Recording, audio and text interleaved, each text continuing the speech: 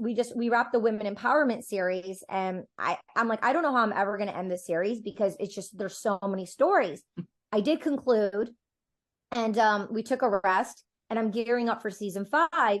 And since, I built my IP from the ground up, right, in 2019, and in season 4, we became top 1.5% podcast out of almost 3 million podcasts. And so I'm like, I have my show that I do, and this season's focused all on Hollywood and NFTs, and to really bring a lot of value with actors and voiceover actors and casting directors and producers and things of that nature, 1 day a week. But I have the other 6 days of the platform that I built. So what I'm doing is like a DAO, a decentralized autonomous organization, I'm gifting it to the community. So I'm going to have different segments on my podcast, She's All Over the Place podcast. And so people will know the difference. It'll be titled Cultured Kids. So Cultured Kids is not only my comedy project that we're shooting, but it's the culture of the kids of what I was just sharing. And then we're going to do like 15 minute, 25-minute fire rounds of the culture of what's happening, so people can learn as we all grow and like evolve together. And it'll be a segment like a couple days a week on the podcast. And welcome back to the Empowered Woman, Badass, and Unfiltered podcast. Today, I have a blockchain enthusiast. Her name is Katie Chonacas, and she's been in the Hollywood entertainment industry for over 2 decades, which is super cool. She's also a women's empowerment coach. She's worked with multiple legendary A-list stars, including Jessica Simpson, Nicolas Cage, so many people. And guys, I've got her links linked below. This is a little different than what we usually do. So I'm just here to learn, really. So Katie, how are you? Great, Olivia. Thank you for having me. I greatly appreciate you. And to the person tuning in, hi, thanks for being here. Appreciate you. So tell me as a person that knows nothing about blockchain, tell me about it. Sure. From a nutshell, it was, I remember, on my podcast, She's All Over the Place, I have ladies on who like I look up to and seek information from them. And they tell me, oh, I remember Web 1. So blockchain is like Web 3. So like, you're like, what's Web 1? What's Web 3? So let's just go to the basics. So Web 1 is when corporate women tell me, oh, I remember that buzz happening in corporate. And they're like, oh yeah, the internet, that thing's a fad. It's going to come and go. And then Gary Vee talks about like, if you go and you Google those articles about what people were saying, like all the buzz, all the chaos, the drama that was going to come and go, that was Web 1, the first iteration of the internet.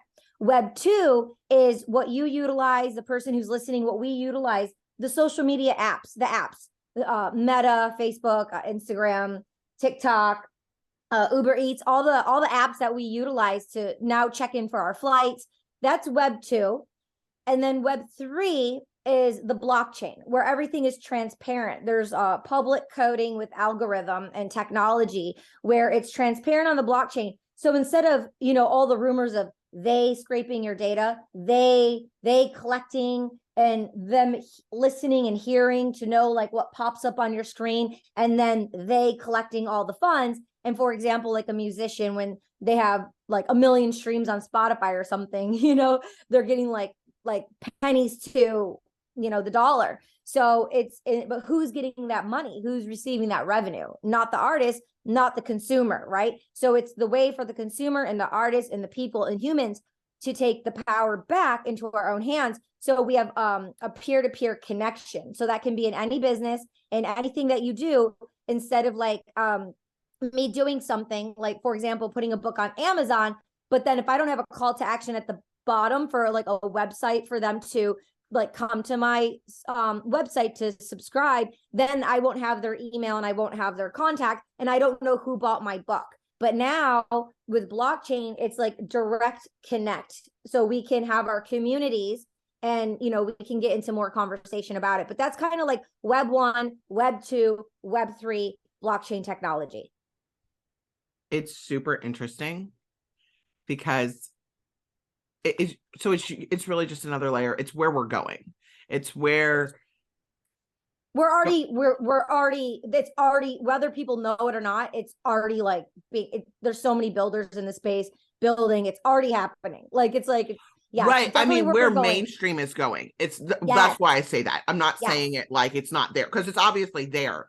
It's just yeah. where mainstream everyday people like me and probably the person listening to this that's not really familiar with blockchain, so they understand more. So that's where the next shift is actually happening. It's not just 1000%. Yeah. And the one other thing I would like to mention about blockchain technology, which makes it so the turnkey that makes it work.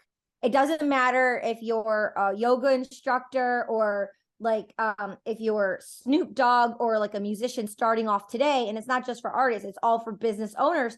Because of the smart contract, you can utilize your own smart contract. And because you have that smart contract, it changes the game for everything, because you don't have to do like a non-circumvent or like some kind of agreement. It's all on the blockchain. Whatever the contract is, we've never met, you and me, but you see the contract, I see the contract, people utilize and see the contract, and then they like agree to the contract and then proceed. It's that's the connection. That's the reason why it works.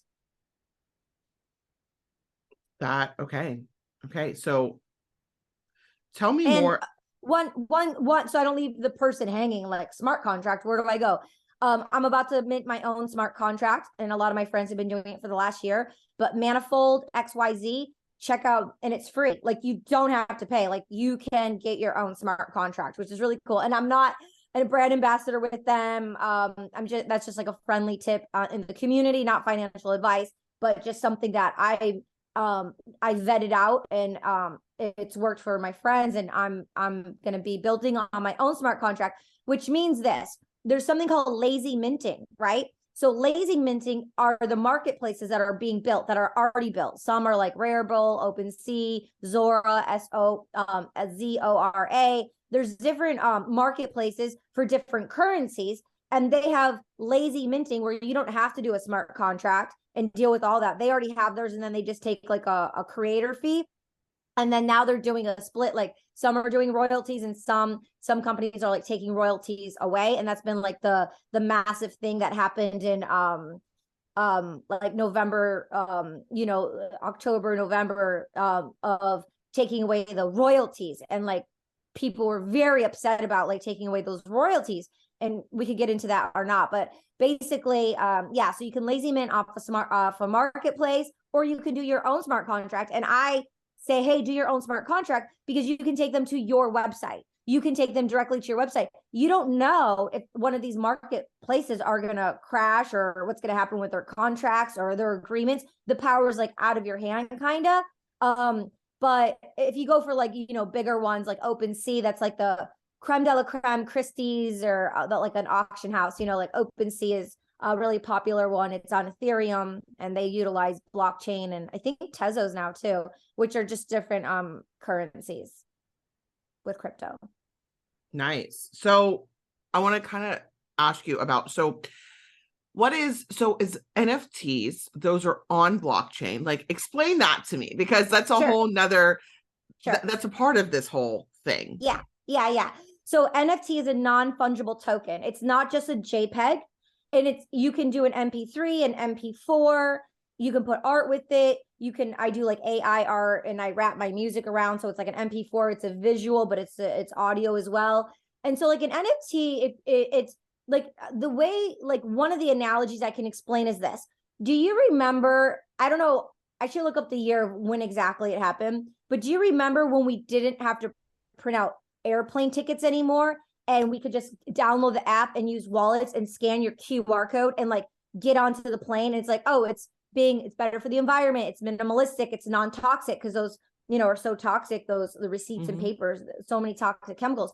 So basically an NFT is that QR code, right? That JPEG, that QR code. And I go online, I buy my ticket, and I know I'm going to sit here and I'm going to get this kind of service and this kind of quality, and it's going to take me this long to get to this location, and there might be delays and things that happen, and I'm going to be with other people who are making the same choice to go to the same place as me, and I'm going to scan this QR code, and then after I do, it doesn't work. It's inactive. It doesn't work, right? Then imagine if you had, like, let's say, I don't know, I prefer American, but let's say I'm not a brand ambassador with American, but let's say I'm an American, and I have that QR code, and I can scan it every time and go on any flight I want with American. And it's like all inclusive. I know what I'm going to get. It's my tribe. It's like the vibe of like who I like to fly with, who I like to fly with, all that stuff. And I use that QR code every time instead of like a one-off and having to do it every time. That's kind of like an NFT. You're part of a community of people who are like-minded, who like the same aesthetics, the same vibes, the same culture, the same things that you're into.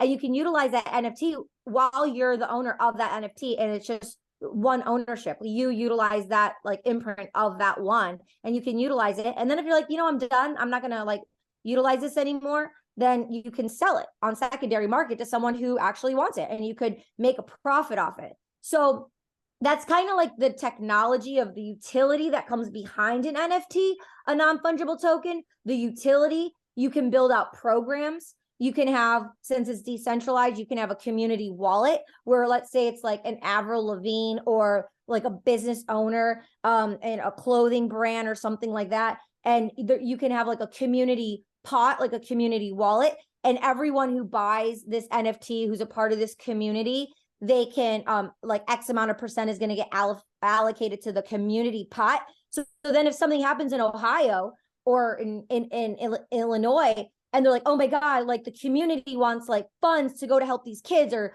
funds to help this thing, to help this person, like then like the whole DAO, the decentralized autonomous organization, the people in the community, they can decide where those funds are allocated. And so then the people feel good because they're a part of something. We're spending our funds on something that means something to us. Like I'm personally from Detroit, so I want to create a community wallet and something for Detroit, for like inner city kids, and like, the things that are happening in Michigan, where we're from, some injustices. So we all want to stem and connect to like what happened to us in the past, or things that we believe in. So and then so the other part of it is like, so if someone, again, not financial advice, but if someone's like putting money into crypto because they're investing in crypto, like Wall Street or whatever, they're investing in crypto, that's what they're doing. Then the tier on top of the crypto, right, is there's Ethereum, there's on top of Bitcoin, there's Stacks, XTX. I love their ecosystem. There's Tezos on top of that. People like joke and say it's kind of like the hippy dippy, like friendly, like carbon footprint one, things of that nature. However, there was the merge with Ethereum in September. So that kind of like dismantled all that chaos of people are like, oh, well, what about the environment? And, people can read about that some more, but the merge and the stats on that. But so like as a business owner, right? Oh God, I'm like going all over the place. I get so excited, but there's like investing in crypto is one. Then there's doing the NFT, the non-fungible token, which is a part of that currency that's built like on top of that currency. And that's so cool because let's just take Johnny Depp for an example. Let's say Johnny Depp puts his actor headshot on the blockchain, right? For let's say whatever, $3,000, and someone buys it. Then what is that value, right? Someone could sell it for 100,000. It's like art, depending on the value in the market of what goes up and what's down. What if my actor headshot is on the blockchain, which it is, I'm the very first actor headshot on the blockchain, because I have a vision of where Hollywood is going, because we were like, silent error, black and white headshots, paper headshots, the paperless headshots, the digital only, the technology. And then now it's like, it could be organized in a way for all of us to be connected. And we could have an actor headshot on the blockchain, anything on the blockchain. Let's say my actor headshots on the blockchain and someone buys it for $300. But then let's say I'm on a huge TV show with Jennifer Aniston or Reese Witherspoon, and my value goes up. Someone could sell that for like $1 million. Like it's art, like it's an NFT. So it's like, it's whatever someone wants to sell it. The value could go up or down. You could buy it and the value could go down. You could buy it, it could go up. It's just the same thing as art.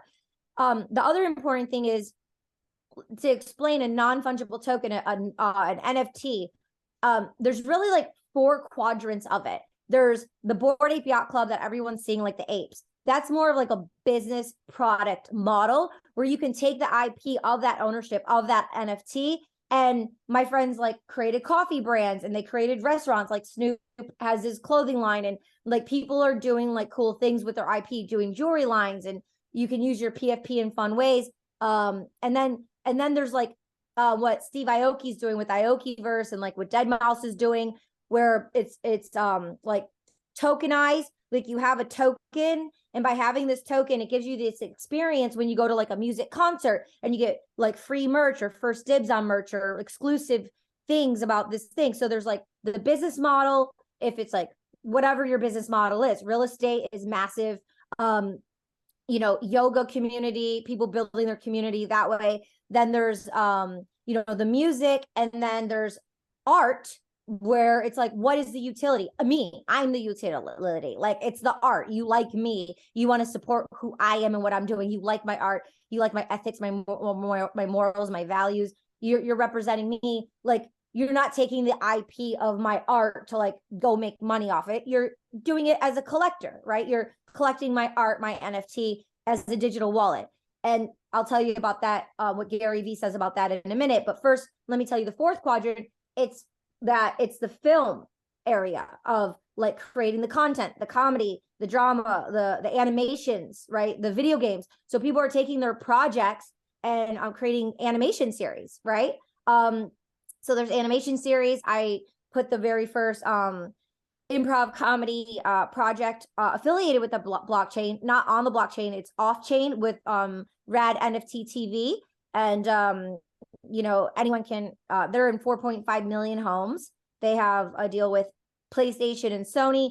And so they're just helping creators get into all these homes, and they don't receive any of the profits from that. They're just supporting the talent to be able to show your content.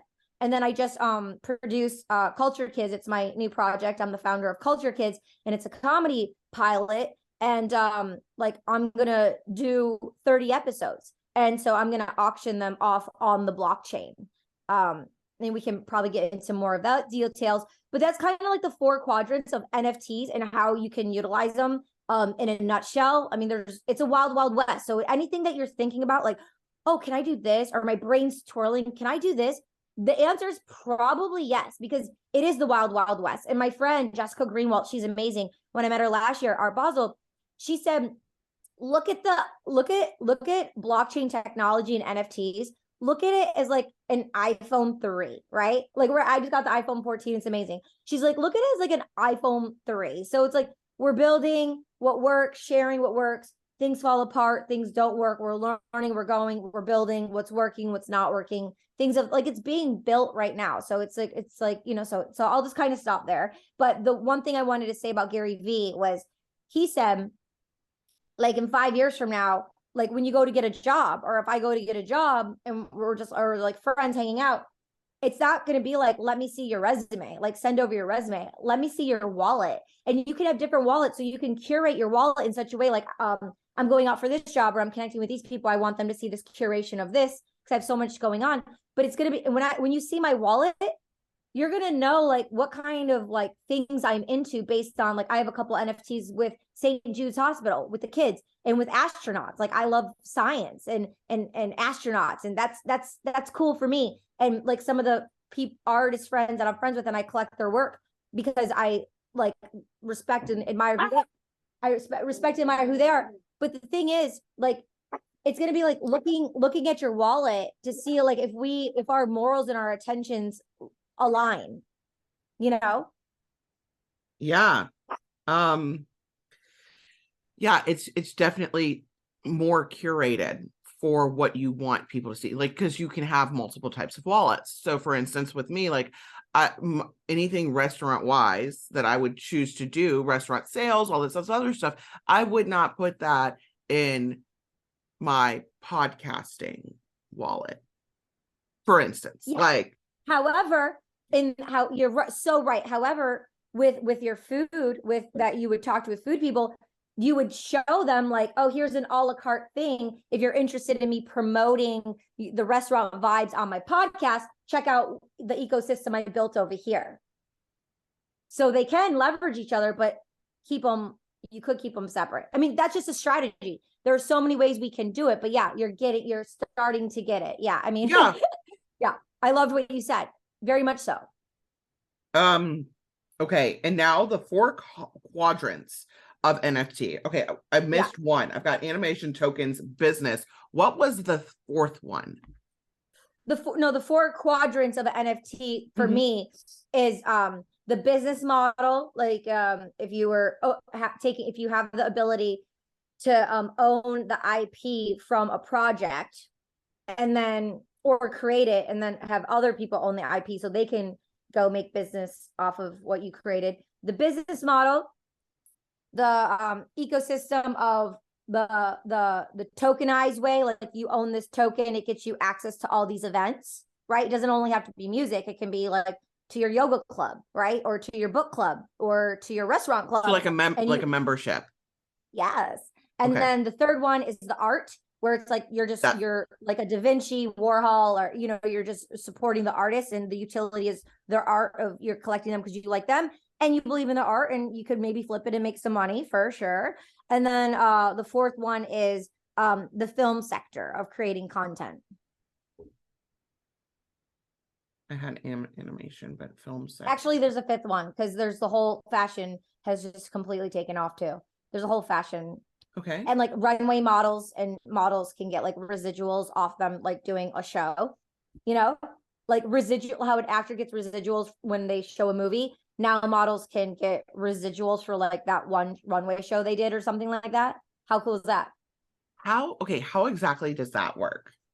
I mean, it's being built, but so it's not exactly so, because every fashion brand could do the same thing, but every time it's viewed, or every time they get a residual from it, they can get paid for their work. Nice. So if somebody went through, they were looking for, for instance, I want to do a specific catwalk, right? I want to learn how to do a catwalk. And then so I'm going to see this fashion model, I'm going to look at her stuff, and that's how she would make more money off of. Okay, I'm getting this now. Okay, that, because I was like, well, she's walking, how is that? But with it being filmed, I get that. Like, it's not, and then put on to create it into an NFT and put on the blockchain. Yeah, or you put in the metaverse, yeah. Okay. Yeah, you can put in the metaverse. That's a whole separate conversation. Oh yeah. Now tell me more about Culture Kids. Ooh, yeah. Okay. So I first got involved in blockchain technology in 2018. I was a kid in the candy store, and I was DJing and curating all these like influencer events for blockchain technology. So I was a kid in the candy store saying, ooh, the 11/11 fund. Ooh, the Gear Foundation. It's all about sustainability and being green. And I'm like, I like this fund, or I like this one. So I was like, dealing with understanding the different aspects of blockchain technology, like raising capital and witnessing like their intentions of sports and video games and the future of the world and for everyone. So that's how I got involved. And then I pivoted and released my first NFT in March 2021. And wait, what was the exact question? Sorry. Culture Kids? Oh yeah, Culture Kids. So in 2021, that's when the end of 2020 is when I was in Clubhouse, and it started like booming. And so that's when like I became friends, and now they're called like OGs in the space. Like when people are like, oh, like and they're like, oh yeah, like some people just got involved after Clubhouse, but some people were in Clubhouse, and so they call like those kind of artists and people who were there like the OGs of the space, because that's when kind of like the world got the buzz of what was going on. That's when it sparked, right? And so think of like Andy Warhol, Velvet Underground, before the world found out about Andy Warhol and the Velvet Underground. So I feel like that's what's happening right now. Like there was a huge event last night. There was 4 actually, like amazing. There was just like the Music Hollywood Awards 2 nights ago at Super Chief. I couldn't go, unfortunately, because there's so many events. You can't just like go to everything. But I did do a performance with Sketch Poetic and a bunch of poets and beatboxers, and it was like art, tech, and wellness, and it was at Super Chief. It's an NFT gallery downtown LA. They're in New York as well. And like this is the culture. These are the culture kids who are building, who are creating, who are passionately giving everything of who they are unapologetically, and just like exposing our hearts, no matter if it's a bull run up or a bear market down, and no matter what the drama and the chaos that comes and goes. Like the artists who are here who are the heart of the ecosystem are the culture kids. And so I just kind of just kept saying culture kids, and it just kind of, and it's like, so then I do acting and comedy. So I created Culture Kids, and it's a comedy pilot, and I was going to do 12 episodes and release one a month on the blockchain. And we shot the very first episode with my friend Greg Sipes, who plays Mr. Beast on Teen Titan for 20 years. And like, he was like Michelangelo in Teenage Mutant Ninja Turtle. He's amazing. And the girl Monroe, her name's Andy Monroe, like Andy Warhol, Marilyn Monroe, and everyone. So my character's name's Andy Monroe, and everyone calls me Monroe. And she's a voiceover artist.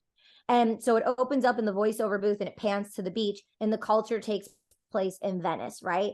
And we were I was in his voiceover booth in Venice, and he saw the energy and he saw the vibe of what happened. And he's like, he knew I was doing 12 episodes. He's like, let's do 30. And I'm coming on as an executive producer. And I'm like, okay. So now we're doing 30 episodes. He's a natural. Like, you know, we've been friends for, wow. I met him when I first came to California. And we actually did a movie together back in the day called Killer Pad. And Robert Englund was the director. He played Freddy Krueger.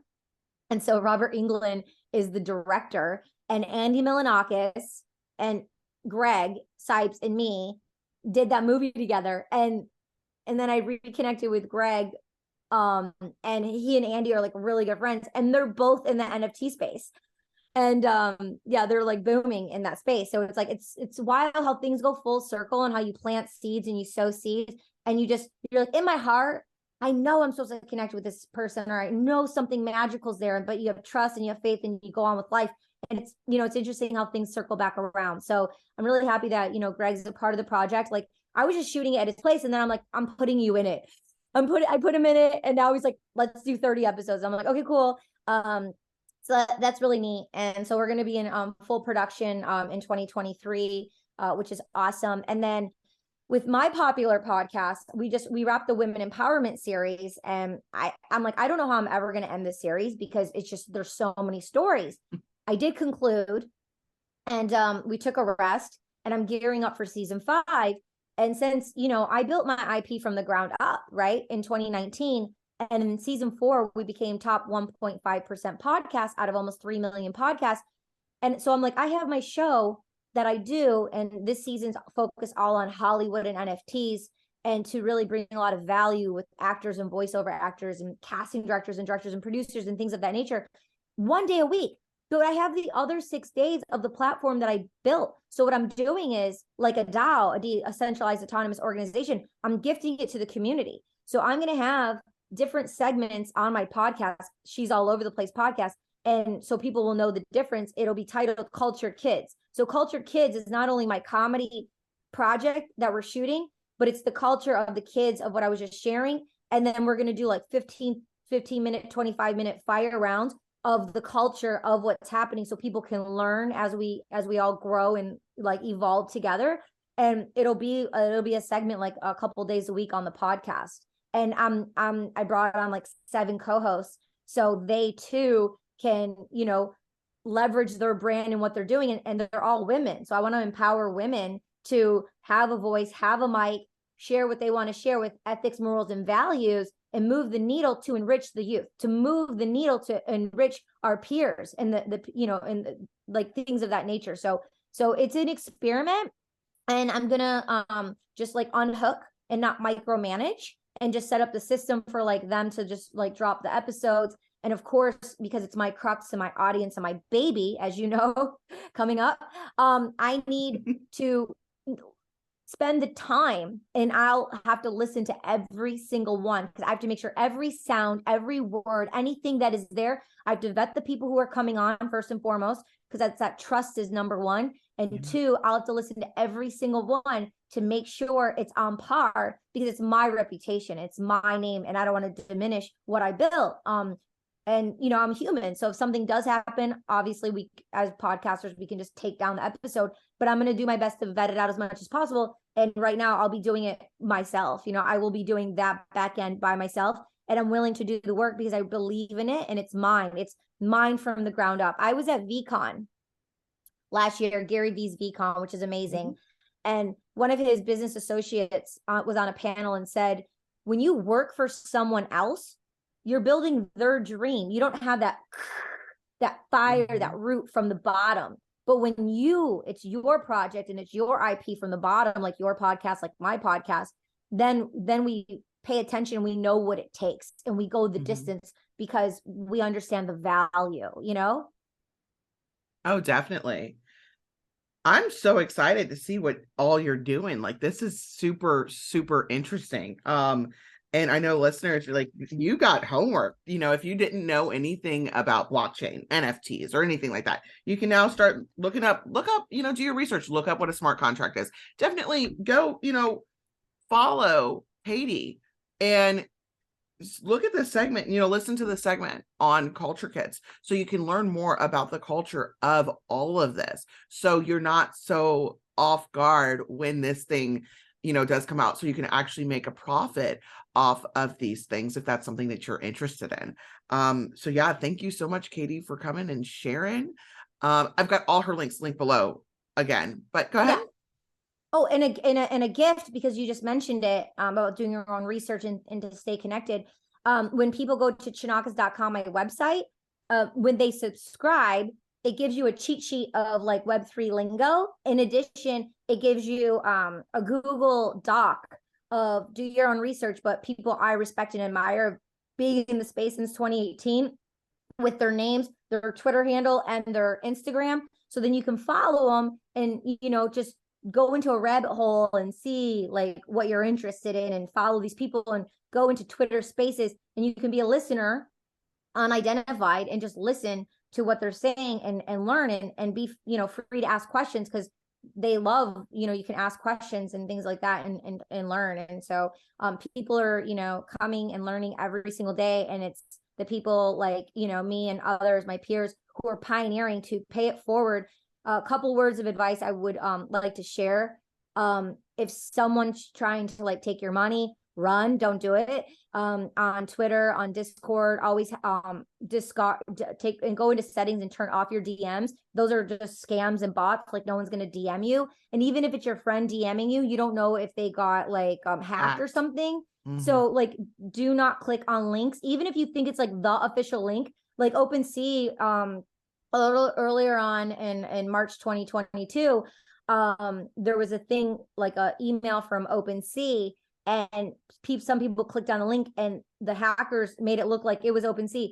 I, just as a person who just always goes to the root of the source, I went to the actual OpenSea website and then did it from there. I didn't click on that link. Like, literally, just don't click on links.